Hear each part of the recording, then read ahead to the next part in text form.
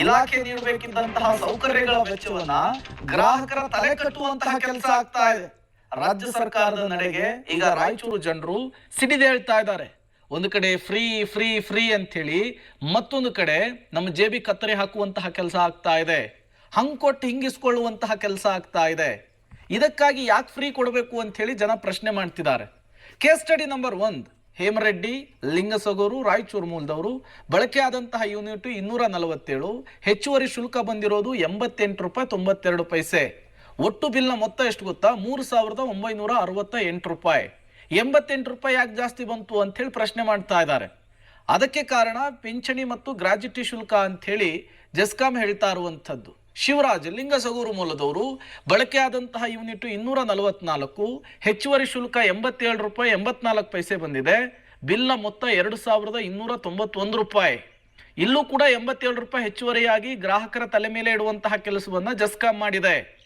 ನೀವು ಇಲಾಖೆ ನೀಡಬೇಕಿದ್ದಂತಹ ಸೌಕರ್ಯಗಳಿಗೆ ಜನರ ಹತ್ರ ದುಡ್ಡನ್ನು ವಸೂಲಿ ಮಾಡ್ತಾ ಇರೋದು, ಅವ್ರ ಜೇಬಿ ಕತ್ರೆ ಹಾಕ್ತಾ ಇರೋದು ಎಷ್ಟರ ಮಟ್ಟಿಗೆ ಸರಿ ಅಂತ ಹೇಳಿ ಜನರ ಪ್ರಶ್ನೆ.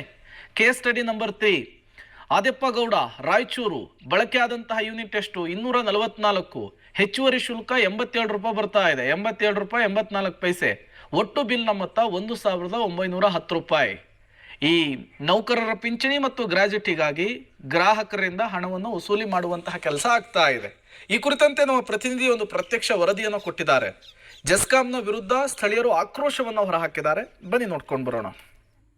ಗ್ಯಾರಂಟಿ ಯೋಜನೆಗಳ ಮೂಲಕ ಜನರಿಗೆ ಅನುಕೂಲ ಮಾಡಿಕೊಡ್ತಿರ್ತಕ್ಕಂಥ ಸರ್ಕಾರ ಇನ್ನೊಂದು ಕಡೆ ಜನರಿಗೆ ಸೈಲೆಂಟ್ ಆಗಿ ಹೊರೆಗಳನ್ನು ಹಾಕ್ತಾ ಇರುವಂಥದ್ದು ಬೆಳಕಿಗೆ ಬಂದಿದೆ. ಈಗ ಜೆಸ್ಕಾಂನ ಏನು ವಿದ್ಯುತ್ ಗ್ರಾಹಕರಿದ್ದಾರೆ ಅವರಿಗೆ ಸೈಲೆಂಟ್ ಆಗಿ ಒಂದಷ್ಟು ಚಾರ್ಜ್ಗಳನ್ನು ವಿಧಿಸ್ತಾ ಇರುವಂಥದ್ದು ಬೆಳಕಿಗೆ ಬಂದಿದೆ. ಈ ಒಂದು ಜೆಸ್ಕಾಂನ ಬಿಲ್ಗಳಲ್ಲಿ ನಾವು ಗಮನಿಸಿದಾಗ ಗೊತ್ತಾಗುತ್ತೆ, ಇಲ್ಲಿ ಸಾಕಷ್ಟು ಜನ ಗ್ರಾಹಕರಿದ್ದಾರೆ, ಅಂದ್ರೆ ವಿದ್ಯುತ್ನ ಬಳಕೆದಾರರಿದ್ದಾರೆ. ಅವ್ರು ಎಲ್ರಿಗೂ ಕೂಡ ನಿಜಕ್ಕೂ ಶಾಕ್ ಆಗಿರುವಂತದ್ದು ಈ ಬಾರಿಯ ಬಿಲ್ ಅನ್ನ ನೋಡಿದಾಗ. ಕಳೆದ ತಿಂಗಳು ಮತ್ತು ಈ ತಿಂಗಳ ಬಿಲ್ ಏನಿದೆ ಆ ಬಿಲ್ಲಲ್ಲಿ ಎಕ್ಸ್ಟ್ರಾ ಒಂದಷ್ಟು ಚಾರ್ಜ್ಗಳು ಆ್ಯಡ್ ಆಗಿರುವಂತದ್ದು. ಅಂದ್ರೆ P&G ಸರ್ಚಾರ್ಜು ಅಂತ ಇಲ್ಲಿ ಏನ್ ಮೆನ್ಷನ್ ಮಾಡಿದ್ದಾರೆ ಅದು ಪ್ರತಿ ಯೂನಿಟ್ಗೆ 36 ಪೈಸೆ. ಅಂದ್ರೆ ಇದು ಪಿಂಚಣಿ ಮತ್ತೆ ಗ್ರಾಜ್ಯುಟಿಯ ಅಮೌಂಟ್, ಅಂದ್ರೆ ಜೆಸ್ಕಾಂ ನೌಕರರ ಪಿಂಚಣಿ ಗ್ರಾಜ್ಯುಯೇಟ್ ಅಮೌಂಟ್ ಅನ್ನ ಗ್ರಾಹಕರಿಂದ ಕಟ್ ಮಾಡ್ಕೊಳ್ತಿರುವಂತದ್ದು ಇಲ್ಲಿ ಬೆಳಕಿಗೆ ಬರ್ತಿರುವಂತದ್ದು. ಅಂದ್ರೆ ಈ ಒಂದು ಬಿಲ್ ಅನ್ನು ನಾವು ನೋಡಿದಾಗ 244 ಯೂನಿಟ್ ಒಂದು ವಿದ್ಯುತ್ ಈ ಒಂದು ಬಿಲ್ ಏನು ಇವರು ಸುಟ್ಟಿರುವಂತದ್ದು, ಅದಕ್ಕೆ 36 ಪೈಸೆ ಲೆಕ್ಕ ಹಾಕಿದ್ರೆ 87 ರೂಪಾಯಿಯಷ್ಟು ಹೆಚ್ಚುವರಿ ಬಿಲ್ ಈ ಒಂದು ಗ್ರಾಹಕರಿಗೆ ಬಂದಿರುವಂತದ್ದು. ಅದೇ ರೀತಿ ರಾಯಚೂರಿನಲ್ಲಿ ಇರ್ತಕ್ಕಂಥ ಸಾಕಷ್ಟು ಜನ ಗ್ರಾಹಕರಿದ್ದಾರೆ, ಅವರ ಎಲ್ಲಾ ಬಿಲ್ಗಳಲ್ಲೂ ಕೂಡ ಇದು ಮೆನ್ಷನ್ ಆಗಿರುವಂತದ್ದು. ವಿದ್ಯುತ್ ಶಕ್ತಿ ಏನು ನಿಯಂತ್ರಣ ಒಂದು ಆಯೋಗ ಏನಿದೆ ಅದು ಜೆಸ್ಕಾಂಗೆ ಸೂಚನೆ ನೀಡಿರುವಂತದ್ದು. ಈ ಮೇ ಮತ್ತು ಜೂನ್ ನಿಂದ ಆರಂಭ ಆಗ್ತಾ ಬಿಲ್ ಎಲ್ಲವುಗಳಲ್ಲೂ ಕೂಡ ಈ ಒಂದು ಸರ್ಚಾರ್ಜ್ ಎಕ್ಸ್ಟ್ರಾ ಆಗಿರುವಂತದ್ದು. ಇದ್ರ ಬಗ್ಗೆ ಜನ ಏನ್ ಹೇಳ್ತಾರೆ ಅನ್ನೋದನ್ನ ಕೇಳೋಣ. ಸರ್, ಇದು ನಿಮ್ಮ ಬಿಲ್ ನ ನಾವು ನೋಡ್ತಾ ಇದ್ರೆ ಅದರಲ್ಲಿ ಎಕ್ಸ್ಟ್ರಾ ಚಾರ್ಜ್ ಆಗಿರೋದಿದೆ, ಇದು ಯಾವಾಗಿಂದ ಬರ್ತಾ ಇದೆ ಮತ್ತು ನೀವು ಜೆಸ್ಕಾಂ ಅಧಿಕಾರಿಗಳನ್ನ ಕೇಳಿದಾಗ ಏನಂತ ಹೇಳಿದ್ದಾರೆ? ಸರ್, ಬಹಳಷ್ಟು ಮಂದಿಗೆ ಮಾಹಿತಿ ಇಲ್ಲ, ಏನೋ 1 ತಿಂಗಳ ಅಂತ ಹೇಳ್ತಾ ಇದ್ದಾರೆ ಕೆಲವು ಜೆಸ್ಕಾಂ ಅಧಿಕಾರಿಗಳಿಗೆ ಫೋನ್ ಮಾಡಿದ್ರೆ. ಬಟ್ ನಿಜ ಹೇಳ್ಬೇಕಾದ್ರೆ ಇದು ಮೇ ತಿಂಗಳದಲ್ಲಿದೆ. ಮೇ, ಜೂನ್, ಜುಲೈಲ್ಲೂ ಈ ಕಂಡು ಬರ್ತಾ ಇದೆ. ಯಾರಿಗೆ ಬಿಲ್ಲಿಂಗ್ ಡೇಟ್ ಫಸ್ಟ್ ಇಂದಿದೆ ಅವ್ರಿಗೆ ಜುಲೈಲ್ಲೂ ಕಂಡು ಬರ್ತಾ ಇದೆ. ಇದು ಏನಾಗ್ತಾ ಇದೆ, ಸರ್ಕಾರ ಬರೆ ಮೇಲೆ ಬರೆ ಆಗ್ತಾ ಇದೆ. ಒಂದು ಕಡೆ ನೋಡಿದ್ರೆ ನಾವು ಫ್ರೀ ಕೊಟ್ಟಿದ್ದೀವಿ ಅಂತಾರೆ ಎಲ್ಲ ಕರ್ನಾಟಕ ಜನತೆಗೆ, ಆ ವಿಚಾರದ ಮೇಲೆ ಅಧಿಕಾರಿಗೆ ಬಂದರೂ ಸಂತೋಷ. ಬಟ್ ಫ್ರೀ ನೆಪದಲ್ಲಿ ಏನಾಗ್ತಾ ಇದೆ, ನಮಗೆ ಬರೆ ಮೇಲೆ ಬರೆ ಬೀಳ್ತಾ ಇದೆ. ಈಗ ನೋಡಿ, 1 ಯೂನಿಟ್ಗೆ 36 ಪೈಸಾ.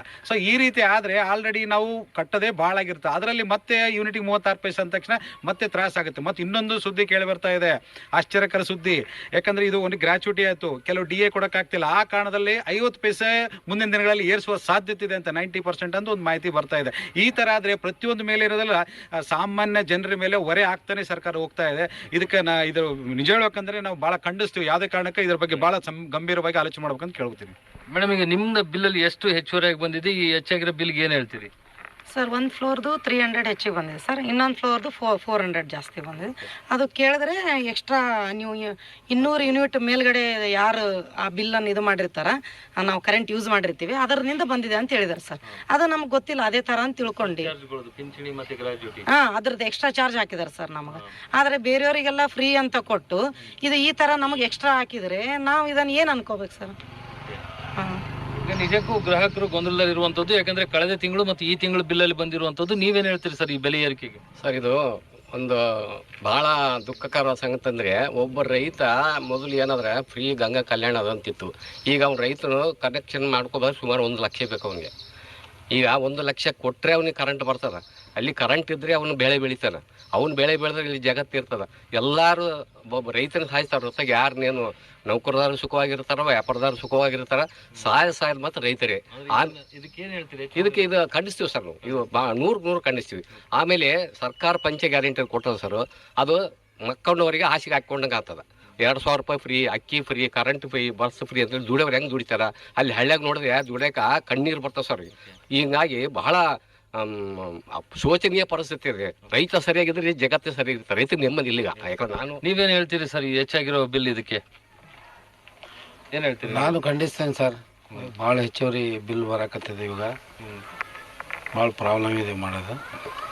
ಒಟ್ಟಾರೆಯಾಗಿ ಏನು ವಿದ್ಯುತ್ ಗ್ರಾಹಕರು ಹೇಳ್ತಿರುವಂಥದ್ದು ನಿಜಕ್ಕೂ ಕೂಡ ಏನು ಜೆಸ್ಕಾಂ ನೌಕರರಿಗೆ ಅಂದ್ರೆ ಎಸ್ಕಾಂಗಳ ನೌಕರರಿಗೆ ಗ್ರಾಜ್ಯುಟಿ ಮತ್ತು ಪಿಂಚಣಿ ಕೊಡ್ಲಿಕ್ಕೆ ನಮ್ಮಿಂದ ಯಾಕೆ ಹೆಚ್ಚುವರಿ ಹಣವನ್ನು ವಸೂಲಿ ಮಾಡ್ತಿರುವಂಥದ್ದು, ಅದನ್ನ ಸರ್ಕಾರ ಭರಿಸಬೇಕು. ಒಂದ್ ಕಡೆ ಫ್ರೀಯನ್ನ ಕೊಡ್ತೀನಿ ಅಂತ ಹೇಳುವ ಮೂಲಕ 200 ಯೂನಿಟ್ಗಿಂತ ಜಾಸ್ತಿ ಬಳಸುವಂತ ಗ್ರಾಹಕರಿಗೆ ಹೆಚ್ಚಿನ ಹೊರೆ ಹಾಕಿರುವಂಥದ್ದು ಸರಿಯಾದ ಕ್ರಮ ಅಲ್ಲ. ಇದನ್ನ ಖಂಡಿಸ್ತೀವಿ ಅನ್ನುವಂಥ ಮಾತನ್ನ ರಾಯಚೂರಿನಲ್ಲಿ ಇರ್ತಕ್ಕಂಥ ವಿದ್ಯುತ್ ಬಳಕೆದಾರರು ಹೇಳ್ತಿರುವಂತ